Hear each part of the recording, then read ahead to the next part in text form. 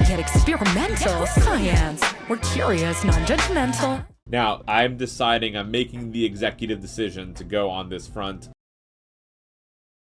Let's go ahead and talking about a new study that also uses a ton of scanning electron microscopy. And what is it on? Yes, it is terrifying, but not as scary as you might think. It is on giant viruses. You might be like, Balint, why are we talking about giant viruses now? In part because of the technique that they used. Now, this study, what they did, and this is just very cool to me that someone actually went into the forest and just did this experiment. They went into the forest and took some soil and put it under a microscope and just saw what's there. And it turns out there's a lot of stuff in the soil. This was located soil from Massachusetts, and they find very unique and distinct shaped giant viruses. So this study is examining the structural diversity of these organisms. The first one of those, the first giant virus, was discovered actually in 2003, and it is actually a virus that also preys on other viruses, and then it just gets into the niche of things of whether or not it's dead or alive, and there's no consensus. It's a whole thing on that front. So they are looking at structures here. They didn't do really sequencing here. It's just very unique, different features that they identified that weren't visible in other studies before. They don't know the function of these organisms. All they identified was that there is a bevy of them. They look different, and they perhaps act different as well. So let's start looking at some of the images. They named some of them like really interesting things. The turtle was my favorite.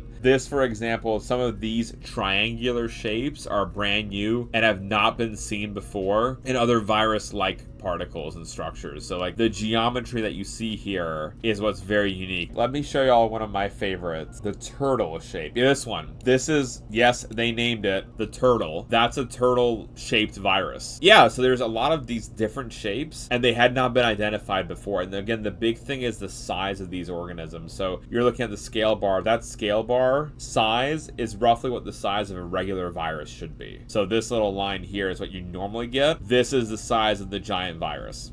So it's just huge compared to your regular size viruses. You're also seeing here a lot of different geometrical shapes, a lot of triangles built in, a lot of symmetry, but they're all structures that hadn't been seen before in these organisms, which I thought was really cool. And haircut because it had hair-like features coming off the top. These are the actual now phenotypes that are associated with these viruses. So when another one is identified that has similar structures, it will also be called the supernova or the haircut or the turtle. G is the falcon. Oh, because Millennium Falcon. Yeah, I see that. So the shapes are really striking, these patterns. There's even geometry if you zoom in on the hairs. Like, look at the structures that they make. Again, the imaging technique where samples were sputter coated with gold. The thickness of the gold coating now is going to be different. So remember we talked about 20 nanometers coating for the insect samples that they had. But this is not live imaging. So that is a caveat of scanning electron micrographs. You cannot do live cell imaging. First of all, like the viruses are still small enough where seeing it under a regular microscope, you never would see any of these details. You might see the base shape on these large viruses, but you wouldn't see anything like these hair particles along the top or these little other like inclusions and like the triangle shapes. So you have to do scanning electron microscopy, but when you do that, the organism is dead because what you end up doing is you do this drying process. Here you have to do some rehydrating process as well. If it dries out because you're trying to look for structural features and learning about it, is there any chance that it deflate? Yes, so that's the issue, Andrew. That's exactly the issue of the deflation because of water loss, and as it dries, that could change its shape. And so what you do is you drop it into a fixative solution to start with as a preservative, and then you move to a drying process and a hydration and back to it. So you kill it by putting it into a liquid solution so it doesn't allow for deflation to happen. Otherwise, you're 100% right, Andrew. You could be seeing artifacts from the process of making the sample versus what the actual sample looks like. And that's an important feature to pay attention to on that front. Classic criteria of what is alive. Well, like a classic definition, right, of what is alive is, can it reproduce on its own? And viruses can't. They need a host. And so that is one of the criteria for being alive. But then all of a sudden you're like, well, what about parasites? What about parasitic wasps that need a host? Is that not alive? That's clearly alive. And so then you're just like coming back into this circular argument of like, you're trying to identify features that make something alive, but then you find examples in nature where those features are also missing or there, depending on how you're phrasing your definition, that match a virus, but that's not something that you would ever question is alive or not. And so actually Andrew is right. It's very much it depends, because like being able to replicate on its own, other animals will fit the criteria, and then all of a sudden, yes, you're getting some kind of answer on what's alive and what's not. But then as it depends and you switch on over and you identify something else, then it's going to be back to now all of a sudden I'm not sure. And I think the only way to do it is you just have to get a laundry list of features and of everything that a virus has, and then making sure that, for example, a parasitic organism might match one or two of the things that you see with a virus, but it wouldn't match enough to be considered alive or dead. And then to add further complexity, like super viruses, like these giant ones that we're seeing, also do things like infect other viruses. And so then is the super virus or the giant virus more of a live organism than a regular virus? Or is it less alive? Yeah, it gets very hairy really quickly. I always let it say it's either most complex molecule or simplest life form. Yeah, I think I like the hypothesis that they were at one point alive, but have undergone a significant amount of gene loss. And that could be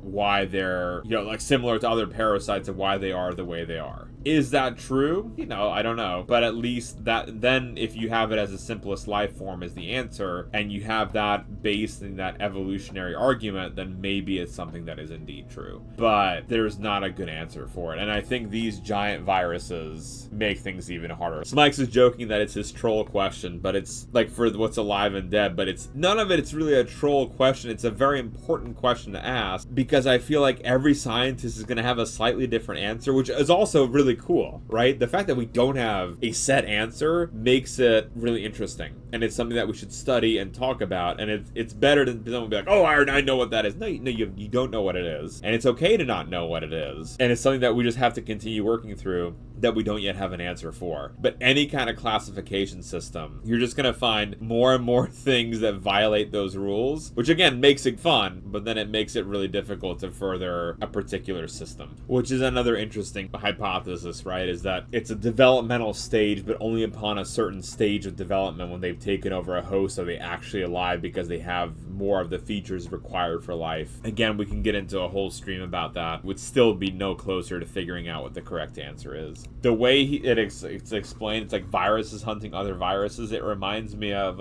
in Star Wars Episode 2, where C-3PO is in the Geonosis droid building facility with R2-D2, and he goes, "Machines making machines, shut me down." It's just like this doesn't make any sense. It just kind of feels like it. Why would a virus hunt another virus? How can something that goes through all this evolution to do this very specific behavior not be alive? Wouldn't evolution only be for living things? I think this would be a great time to ask a geologist how new minerals come into being. Presumably that's through external forces, everything from humidity, pressure, temperature, and atomic composition creates new combinations and makes new minerals, right? And that's the external forces acting on said mineral. The mineral, we never argue is alive. But that's the analogy I'm trying to make, right? Is that in the same way a mineral is shaped by the environmental pressures that are happening in the world climate, the same thing is happening on the most basic level to a living organism.